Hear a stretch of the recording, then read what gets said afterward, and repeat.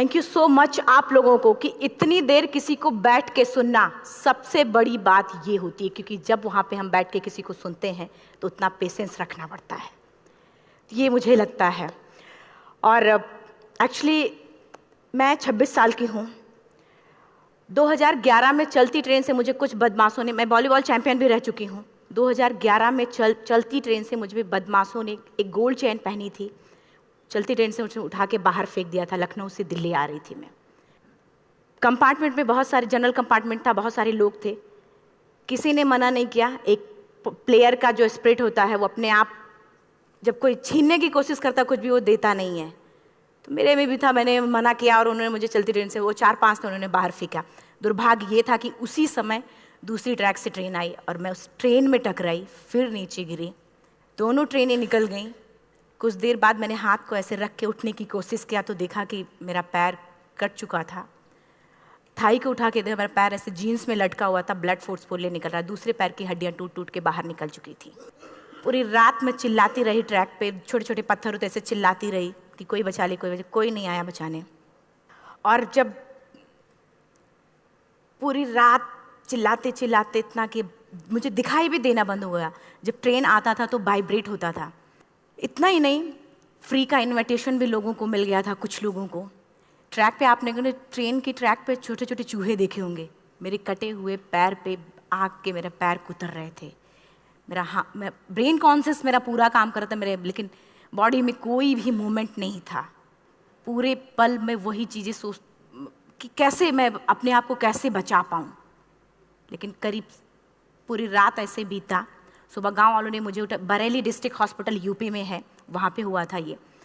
सुबह गांव वालों ने मुझे उठाया, डिस्ट्रिक्ट हॉस्पिटल ले जाके रखा। तो फार्मासिस्ट, डॉक्टर, सीएम, जितने लोग थे आपस में बातें कर रहे, अरे हमारे पास तो एनेस्थीसिया नहीं है, ब्लड नहीं है, इसका इलाज शुरू करें तो हम कैसे करें। मुझे भी नहीं दिखाई तो नहीं, लेकिन मेरा सुनाई दे रहा था सब कुछ वहाँ पे। कहाँ से हिम्मत आई मुझ में, मुझे भी नहीं पता। मैंने बोला वहाँ पे कि सर जब मेरा पूरा पैर कटा, तब मैंने इतनी देर रेलवे ट्रैक पे थी, मैं उस चीज़ को बर्दाश्त किया, तो अभी तो आप मेरे अच्छे के लिए मेरे पैर काटेंगे। शायद आपको यकीन नहीं होगा, या फिर कभी आप लोगों ने ये चीज़ नहीं देखी, कोई डॉक्टर या फार्मासिस्ट अपना ब्लड दे के किसी पेशेंट को बचाया। मेरी इस बात को सुनने के बाद वहाँ के डॉक्टर और फार्मासिस्ट दोनों ने एक एक यूनिट ब्लड दिया और मेरे पैर को बिना एनेस्थीसिया अलग कर दिया गया। आज भी मैं उस दर्द को महसूस करती हूँ, जब भी मैं जब बोलती हूँ तब मैं वो चीज़ें महसूस करती हूँ। उसके बाद जब बात मीडिया में आई, लोगों को पता चला कि अरुणिमा नेशनल प्लेयर है, KGMC king George medical college Lucknow में एडमिट करा, लखनऊ से फिर sport minister, AIIMS trauma centre Delhi. तब तक सब ठीक ठाक चल रहा था, प्लेयर होने की वजह से अच्छा ट्रीटमेंट मिलना शुरू हुआ। करीब 4 महीने मैं एम्स में रही। एम्स में रहने के बाद जब मैं थोड़ा ठीक हुई, करीब 25 दिन बाद जब ठीक हुई, न्यूज़पेपर में गोल गोल लिख के आ रहे कि अरुणिमा के पास टिकट नहीं था, अरुणिमा ट्रेन से कूद गई।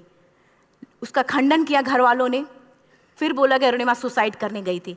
जिस लड़की का शरीर का एक अंग कट चुका, पूरी जिंदगी का पता नहीं कि व्हील चेयर है, बैसाखी, या पता, यहाँ तक कि मेरे स्पाइन में 3 फ्रैक्चर था, मुझे ये भी नहीं पता था कि मैं बेड से उठ भी पाऊंगी कि नहीं। अंदाजा लगाया जा सकता, सिर्फ अंदाजा लगाया जा सकता है कि उसकी दिलो दिमाग पे क्या चल रहा होगा, उस परिवार की क्या स्थिति रही होगी, जब जिस परिवार की एक यंग एज लड़की का इस तरीके का सिचुएशन हुआ हो। फिर भी कहते हैं कि जहाँ चाह होती वहाँ राह मिली जाती है। एम्स के हॉस्पिटल के बेड पे मैंने डिसाइड किया, क्योंकि अपनी बातें हम चिल्ला चिल्ला के करें, वो सिस्टम की इतनी हाई लेवल की बातें हो रही थी कि हम एक मध्यम वर्गीय फैमिली से थे, हम अपनी बातें चिल्ला चिल्ला के कह रहे थे, लेकिन कोई नहीं सुन रहा था। लेकिन कहते हैं मैंने अपने दिल, दिमाग, अंतरात्मा से ये चीज़ सोच लिया कि ठीक है, आज आपका दिन है, जितना चाहो बोल लो, एक दिन तो मेरा दिन आने वाला, मैं प्रूफ कर दूंगी कि मैं क्या हूँ, मैं क्या थी, ये मैं प्रूफ कर दूंगी। हॉस्पिटल के बेड पे डिसाइड किया वॉलीबॉल लाइफ का सबसे टफ गेम करना है, तब मैंने माउंटेनिंग चुना। जब मैंने माउंटेनिंग कहने और करने में बहुत फ़र्क होता है। जब मैंने माउंटेनिंग की बात सोची और लोगों के सामने, सबसे बड़ी चीज़ थी सही गाइडेंस में ट्रेनिंग लेना, दूसरा स्पॉन्सरशिप। इतना बड़ा एक साथ तो मैंने 40 से 50 लाख मैंने वाकई में कभी नहीं देखे थे पहले। मेरे लिए बहुत बड़ी चीज़ थी वो इकट्ठा कर पाना। जब मैंने लोगों के सामने रखा कि मैं माउंटेनिंग करना चाहती हूँ, एवरेस्ट के लिए मुझे ट्राई करना है, हर किसी ने मुझे बोला कि क्या है, पागल हो चुकी हो क्या, तुम्हारा दिमाग खराब हो चुका, तुम कभी नहीं कर सकती माउंटेनिंग। एक पैर आर्टिफिशियल है, दूसरे में रॉड है, और तुम्हारा दिमाग खराब है, स्पाइन में भी फ्रैक्चर है, तुम पागल होगे, चुपचाप कोई नौकरी करो, जीवन यापन करो। क्योंकि लोगों का सबसे बड़ा प्रॉब्लम ये होता, लोग फिजिकल देखते, पैरों को मेरी अंतरात्मा में क्या चल रहा था वो तो किसी को पता ही नहीं था। मुझे लगता है कि आज यहाँ पे मैं भी सुबह से देख रही हूँ, इतने अच्छी अच्छी चीज़ें मैंने सीखी यहाँ पे। बहुत बड़े बड़े स्पीकर को शायद आप लोगों ने भी सुना, आज मैं भी आपको यहाँ पे कि चाहे जितना मोटिवेट करूँ, चाहे जितना चीज़ें मैं बताऊँ, लेकिन मुझे लगता है सबसे बड़ा मोटिवेटर कौन होता, आप खुद। जिस दिन किसी भी लक्ष्य के प्रति आपकी अंतरात्मा जाग गई, आपको कोई नहीं रोक सकता उस लक्ष्य को पाने में। ये मैं किताब से बातें नहीं बोल रही हूँ, ये मैं एक एक पल मैंने मैं कोई भी किताब की बातें नहीं, एक एक पल आज जो मेरा 26 साल का एक्सपीरियंस है वो मैं बता रही हूँ सिर्फ आपको। उसके बाद किसी तरीके से मैनेज किया मैंने। भाई साहब, मेरा परिवार मेरा बैकबोन था। परिवार ने मुझे, भाई साहब ने मुझे कहा कि मैडम बछेंद्री पाल जिन्होंने 1984 में एवरेस्ट समिट किया, उनसे मिलते हैं, वो जरूर कुछ ना कुछ करेंगे। हॉस्पिटल से निकलने के बाद मेरे राइट लेग में स्टिचेस लगी थी। मैंने डायरेक्टली घर जाने की बजाय, जब लोग ये सोचते हैं कि मुझे अपना जीवन यापन कैसे करना है, जब लोग ये सोचते हैं कि मुझे अपनी ज़िंदगी के, मेरे दिमाग में सिर्फ 2 चीज़ें चल रही थी, मुझे इनका जवाब कैसे देना है और एवरेस्ट समिट कैसे करना है। फर्स्ट तुरंत गए बछेंद्री मैम के पास। जब मिले, मैम ने फर्स्ट टाइम जब मुझे देखा तो उन्होंने कहा, अरुणिमा, उनकी आंखों में आंसू आ गए। उन्होंने बोला, अरुणिमा, तूने ऐसी हालात में एवरेस्ट जैसे दुरूह पहाड़ के बारे में सोचा तो तूने अपने अंदर तो एवरेस्ट फतह कर लिया, अब तो सिर्फ लोगों के लिए। मेरे परिवार को छोड़ के बाहर की पहली ऐसी महिला थी जिन्होंने मुझ पे भरोसा किया था कि हाँ अरुणिमा, तुम कर सकती हो। मेरे लिए वही बहुत बड़ी चीज़ थी। प्लानिंग भी कर ली, मैम भी मिल गई, सब हो गया। लेकिन जब उतरते हैं फील्ड में तब पता चलता कि हम क्या हैं। रोड हेड से मैं पहुंच गई। मैडम ने कहा कि ठीक है, तुम्हारे कहने, तुम्हारे सोचने से कुछ नहीं होगा अरुणिमा, प्रूफ करो कि कर सकती हो। मैंने कहा बस एक मौका चाहिए मुझे। वाकई में जब मैं माउंटेन में पहुंची, रोड हेड से बेस कैंप लोगों को 2 मिनट लगता था, मुझे 3-3 घंटे लगते थे, क्योंकि मेरे राइट लेग की हड्डियां भी नहीं जुड़ी थी। लेफ्ट मेरा आर्टिफिशियल लग चुका था, लेकिन स्टंप एकदम रेड, उसका मतलब घाव एकदम नए थे। मैं अगर पैर रखती थी तो मेरे पैर से जोर से अगर दबा देती थी तो पैर से मेरे ब्लड आने लगता था। सारे लोग नॉर्मल थे वहाँ पे। हर कोई ये बोलता कि एक पीक के लिए जाते थे तो हर कोई मुझे ये बोलता कि अरुणिमा, तुम धीरे धीरे आओ। मेरे दिमाग में हर बार यही बात चलती थी कि क्या है, मैंने एवरेस्ट का प्लान किया, मैं इनके बराबर भी नहीं चल पा रही हूँ। खुद से संकल्प लिया कि कोई बात नहीं, एक दिन ऐसा आएगा कि मैं इनसे पहले जाऊँगी। और आपको शायद यकीन ना हो, आने वाले 8 महीने बाद पूरा का पूरा वेट उठा के बेस कैंप से साथ निकलते और टॉप पे पहले पहुंचते। ऐसे करके देखते थे कि अरे ये लोग तो पीछे। खुशी होती थी। उससे भी ज़्यादा मुझे खुशी तब होना शुरू हुआ जब वो सारे लोग आके मुझसे ये पूछते, मैडम खाते क्या हो, बता दो, पैर नहीं है फिर भी कैसे चलते हो। उसके बाद पूरा मुझे स्पॉन्सरशिप मिला। मैं जब एवरेस्ट के लिए गई, मेरे लिए सबसे बड़ा, एवरेस्ट की जर्नी में मेरे सबसे बड़ा चैलेंज यही था कि दूसरे को समझा पाना। मैं नहीं समझा पाती कि भाई मैं कर सकती हूँ। जब मैं एवरेस्ट के लिए गई, शेरपा होता, शेरपा को जब ये बात पता चला कि मेरा प्रोस्थेटिक लेग है, आर्टिफिशियल लेग है, दूसरे में रॉड, बोला नहीं ले जा सकता, इसकी वजह से तो मेरी भी जान जाएगी।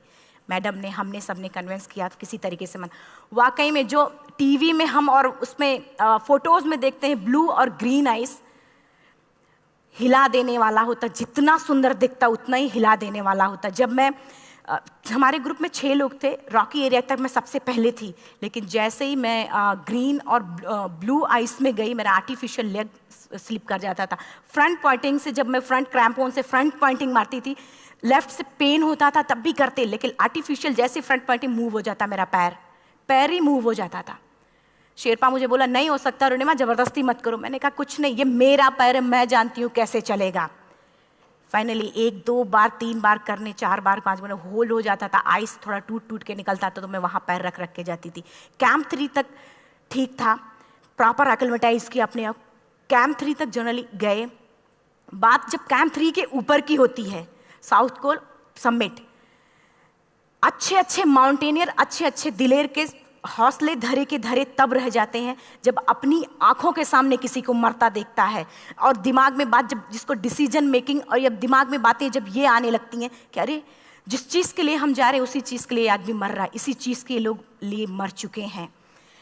रात में क्लाइंबिंग, ज़्यादा से ज़्यादा माउंटेनिंग रात में की जाती है क्योंकि वेदर शांत होता है। जब मैं रात में निकली साउथ कोल से, कैंप 4 से, मेरी हेडलाइट जिधर ही हेडलाइट जा रही थी उधर ही डेड बॉडीज़ मुझे नज़र आ रही थी।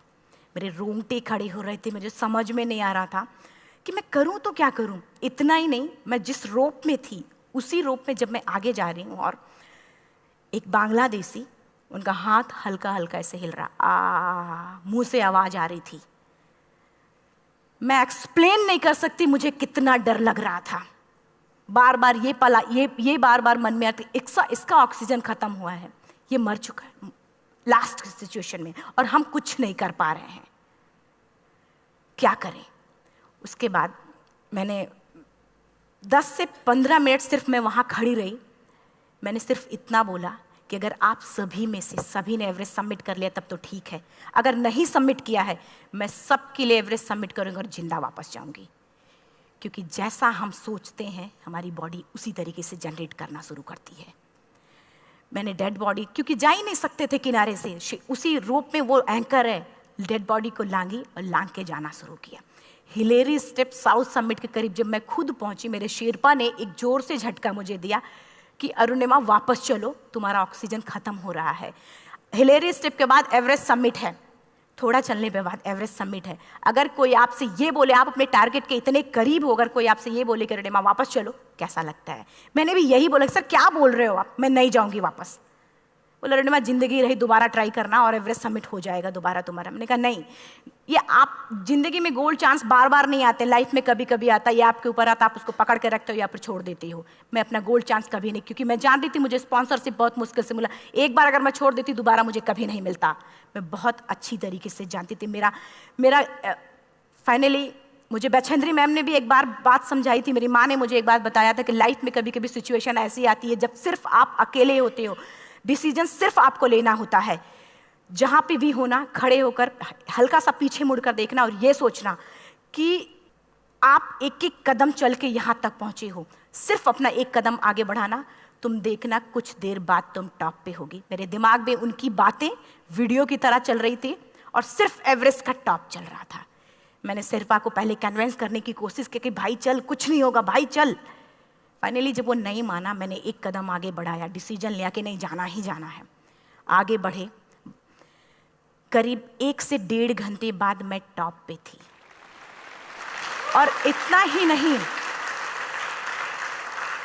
नहीं, आज भी मैं जितनी बार बोलती हूँ उतनी बार मैं महसूस करती, अब मेरे रोंगटे खड़े हो जाते हैं, मेरा दोनों हाथ ऊपर करके जोर जोर चिल्लाने का मन कर रहा कि इतनी जोर से चिल्लाऊं कि सबको बता दूं कि आज मैं टॉप ऑफ द वर्ल्ड पे हूं।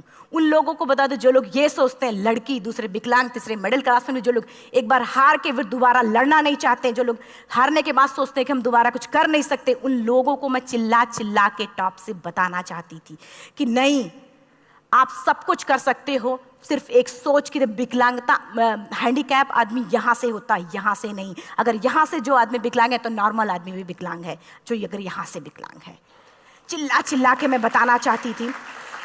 मैंने शेरपा से कहा कि आप एक फोटो खींच लो, क्योंकि सारे लोग फोटो, अपना नेशनल फ्लैग का जो वैल्यू होती है ना, वो जो हम कहीं बाहर होते हैं तो पता चलता है। मुझे भी बहुत खुशी हो रही थी, फ्लैग को हग किया और बोला फोटो खींचो। बोला पागल हो गई है, तेरा ऑक्सीजन कभी भी खत्म हो जाएगा, नीचे चल। नहीं, फोटो खींच लो। फोटो खींचा उसने। वो तो अगली बार इतना तेज गुस्सा हुआ, मैंने उसको बोला कि भाई वीडियो भी बना ले। 8848 की हाइट पे ऑक्सीजन खत्म हो रहा है, आज हम भी हंस रहे हैं आप लोगों के साथ क्योंकि यहाँ पूरा ऑक्सीजन है।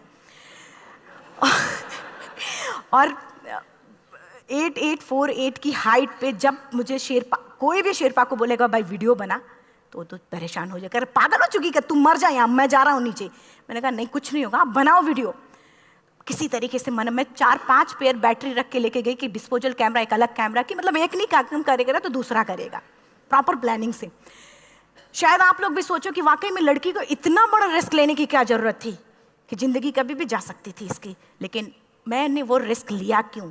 क्योंकि मैं चाहती थी, कहीं ना कहीं से मेरे भी दिमाग में ये बात आ चुका था कि मैं जिंदा वापस ना जाऊं। मैं चाहती थी कि अगर मैं जिंदा ना जाऊं तो ये वीडियो मेरे इंडिया शेरपा से मैंने यही बात बोली, ये वीडियो अगर मैं जिंदा नहीं जाती हूँ, ये वीडियो मेरे इंडिया पहुँचा देना, मेरे यूथ तक चला जाएगा। क्योंकि मैं चाहती थी कि 11 अप्रैल 2011 को मेरा एक्सीडेंट हुआ, 21 मई 2013 10:55 पे मैं टॉप ऑफ द वर्ल्ड पे थी। ऑलमोस्ट 1 से 2 साल के अंदर कैसे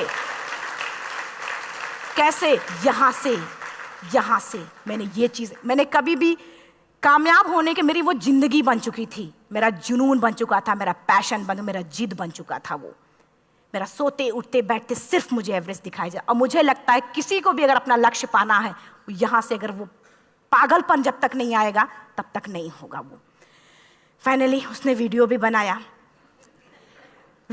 आप बोल रहे फटाफट अरुणिमा नीचे भागो। जब मैं टॉप पे थी तो कुछ लोग और भी थे, लेकिन 10:55 पे मैंने एवरेस्ट समिट, 11 बजे के बाद अगर कोई अटैम्प्ट करने की कोशिश करता है उसको सुसाइड अटैम्प्ट बोलते हैं। जैसे ही मैं नीचे चलना शुरू की, मैंने कहा भाई हाँ चल नीचे चलते हैं। ज़्यादा से ज़्यादा मौतें नीचे आते वक्त होती हैं एवरेस्ट पे। जब मैं नीचे आ रही हूँ, थोड़ा दूर ही मैं नीचे चली थी, मेरा ऑक्सीजन पूरी तरीके से ख़त्म। सिर्फ अंदाज़ा लगाया सकता कि जब ऑक्सीजन ख़त्म हुआ क्या परिस्थिति रही होगी। मैं ऐसे नीचे गिर गई और शेरपा मुझे बोल रहा कि अरुणिमा मुझे यकीन नहीं था कि तू एवरेस्ट सबमिट कर पाएगी, लेकिन फिर भी तूने किया। मैं चाहता हूँ कि अरुणिमा जिंदा चल, तू वापस उठ, खड़ी हो। मुझे खड़ा करने की वो कोशिश कर रहा था बार बार, मैं खड़ी नहीं हो पा रही थी, वाकई में दम ही नहीं था। लेकिन फिर भी कहते हैं कि जैसे हमारे नियम होते हैं वैसे ऊपर वाले के भी नियम हैं। उसकी लिस्ट में जब मेरा नाम नहीं है तो वो मुझे नहीं ले जा सकता। अगर दूसरी चीज़, मेरा कॉन्सेप्ट एकदम क्लियर हो चुका था। जब रेलवे ट्रैक पे मैं थी, रेलवे ट्रैक पे 7 घंटे में पड़ी थी, 49 ट्रेन अप डाउन हुई थी, तो मेरा कॉन्सेप्ट एकदम क्लियर हो चुका था। इसका मतलब है कि ऊपर वाले ने अगर मुझे कुछ बचाया है तो कुछ ना कुछ इतिहास रचने के लिए बचाया है। मैंने पॉजिटिव तरीके से सोचा। और उसी समय एक ब्रिटिश क्लाइंबर नीचे से ऊपर आ रहा था और उसके पास 2 ऑक्सीजन, तो उसने एक को वहीं फेंका और दूसरे को लेके नीचे जाना शुरू किया क्योंकि वेदर ख़राब था। मेरा शेरपा मुझे एंकर किया और जाने लगा नीचे, और वो फटाफट उसको लेके आए, मुझे लगाया। उसने बोला अरुणिमा तू बहुत लकी है कि तुझे यहाँ पे ऑक्सीजन मिला है। वाकई में ऊपर वाला भी चाहता है कि तू जिंदा रहे। वो मुझे बार बार लकी लकी बोल रहा था। शायद आप लोग में से भी कोई होगा कि जो लक और भाग्य जैसी चीज़ों पे यकीन करता हो, या पता नहीं भी। मैं किसी की भावनाओं को ठेस नहीं पहुंचाना चाहती, लेकिन मैं इन किसी भी चीज़ों पे भरोसा नहीं करती, क्योंकि मेरा मानना है कि लक भी उसी का साथ देता है जिसके अंदर जीतने का जज्बा है। अगर आपके अंदर जीतने का जज्बा नहीं है, चारों तरफ सिर्फ बहाने होते हैं, सिर्फ बहाने, इतना सारा एक्सक्यूज़ होता है। शायद मैं भी अगर वापस आ गई होती तो मैं बोल देती मेरा ऑक्सीजन खत्म है, कोई मुझसे पूछने ना बचेंद्री मन, ना मेरा परिवार, कोई भी मुझे पूछने नहीं आता। लेकिन क्या कभी मैं अपने आप को समझा पाती? कभी नहीं। फाइनली जो भी था, लक भाग्य किस्मत में नीचे आ रही थी, बहुत खुश थी। माउंटेन, डेड बॉडीज, मेरा शेरपा, ये लोग थे। मैं किसी से शेयर भी नहीं कर पा रही थी कि अरे मैंने एवरेस्ट सबमिट किया, किसी से शेयर भी नहीं कर पा रहे थे। फटाफट मैंने नीचे हील मार के, हम ऐसे हील मार के नीचे आ रहे थे। एकाएक मेरा प्रोस्थेटिक लेग, पूरा का पूरा लेग ही निकल गया। -60 डिग्री तक टेम्परेचर डाउन हो जाता है एवरेस्ट पे। मेरा हाथ वगैरह ये सब ऐसे मूवमेंट, ऐसे मुड़ नहीं रहा था, ब्लड निकलने लगा था, ये सब यहाँ था। मुझे शेरपा से मैं बोल रही हूँ कि ऑलरेडी मेरा पैर कटा हुआ है, अगर दिमाग में ये बात है कि मेरा हाथ भी काटना पड़ेगा, कैसा लगेगा मेरा दिमाग। क्योंकि ये ऐसा मूवमेंट, रेड 3 स्टेज होती हैं। रेड मेरा हो चुका था, रेड, ब्लैक, ब्लू, ब्लैक हो तो काटना पड़ेगा। तो बार बार मैं बोल रही हूँ शेरपा से कि भाई हाथ मेरा कुछ हो रहा है, इसमें मूवमेंट नहीं हो रहा है, यहाँ सबसे ब्लड हो रहा है। बोला अरुणिमा कुछ नहीं, जितना नीचे जाएंगे उतना अच्छा होगा। प्रोस्थेटिक लेग मेरा निकल चुका है, मैं रुकी हूँ, मेरा ऑक्सीजन चल रहा, बड़े मुश्किल से लक भाग्य किस्मत जो भी था मुझे मिला था। शेरपा मेरे आगे है, लास्ट मोमेंट तक वो मुझे बोलेगा, अगर वो मैं नहीं चलती वो मुझे छोड़ के चला जाए। गलती उसकी भी नहीं होती, क्योंकि वो क्या करे, क्लाइंबर की वजह से या तो अपनी जान वो भी दी, गलती उसकी भी नहीं है। लास्ट में मेरी आंखों से आंसू निकलने लगा। मैंने सोचा क्या करूं अब, रोने अपने आप आंसू ने कहीं ना कहीं से आ ही जाता है। दूसरे पल मुझे समझ में आ गया कि रोने धोने से कुछ नहीं होगा। मैंने आंसू को पोंछा और रोप, जो मेरी रोप थी, रोप को पकड़ा, दूसरे हाथ से आर्टिफिशियल लेग को, पैर को घसीट के चलना शुरू हो गया, क्योंकि मेरे पास यही था। ये तो दूसरा था, गिव अप कर दो ही चीज़ थी। पैर को घसीट चलना शुरू हुआ। कुछ दूर नीचे चलने के आने के बाद रॉक था, उसमें घुसे, पैर को खोला, सही किया, फिर नीचे चलना। Camp 4 to summit to camp 4 3500 feet है, और इसमें टोटल जनरली लोग 16 से 17 घंटे में सबमिट कर लेते हैं। मुझे टोटल 28 घंटे लगे थे। हर माउंटेनियर, चाहे बाहर का या फिर इंडिया का, हर किसी ने ये मान लिया था कि अरुणिमा जिंदा वापस नहीं आएंगी। हर किसी ने ये चीज़ मान लिया था। लेकिन मुझे लगता, जब मैं वापस साउथ कोल पहुंची, जब मैं टेंट का जिप खोला, मैंने हर किसी ने कहा कि अरे तू यहाँ है, हम तो सब सोच लिए थे तू चली गई। हर किसी ने ये बोला था। फिर सब खुशी मना रहे थे हम सब। देखिए, ये सब बताने का मेरा सिर्फ एक मकसद था कि सब कुछ हम में है, हम जैसा चाहें वैसा कर सकते हैं। ऑलरेडी टाइम हो चुका है। मैं एक चार लाइन की पंक्ति सिर्फ बोलूँगी। मैं एक्चुअली, मेरा एम है कि मैं वर्ल्ड के जो कॉन्टिनेंट हैं, कॉन्टिनेंट के हाईएस्ट पीक समिट करूं। एशिया का एवरेस्ट हो चुका है, अफ्रीका किलिमंजारो हो चुका है, यूरोप का एल्ब्रुस हो चुका है। 23 नवंबर को मैं जा रही हूँ ऑस्ट्रेलिया हाईएस्ट पीक के लिए। बस आप लोगों की गुड विशेस चाहिए। और 4 लाइन, अभी तो इस बाज की असली उड़ान बाकी है, अभी तो इस बाज की असली उड़ान बाकी है, अभी तो इस परिंदे का इम्तहान बाकी है, अभी अभी मैंने लांघा है समुद्रों को, अभी तो पूरा आसमान बाकी है। Thank you so much. Thank you.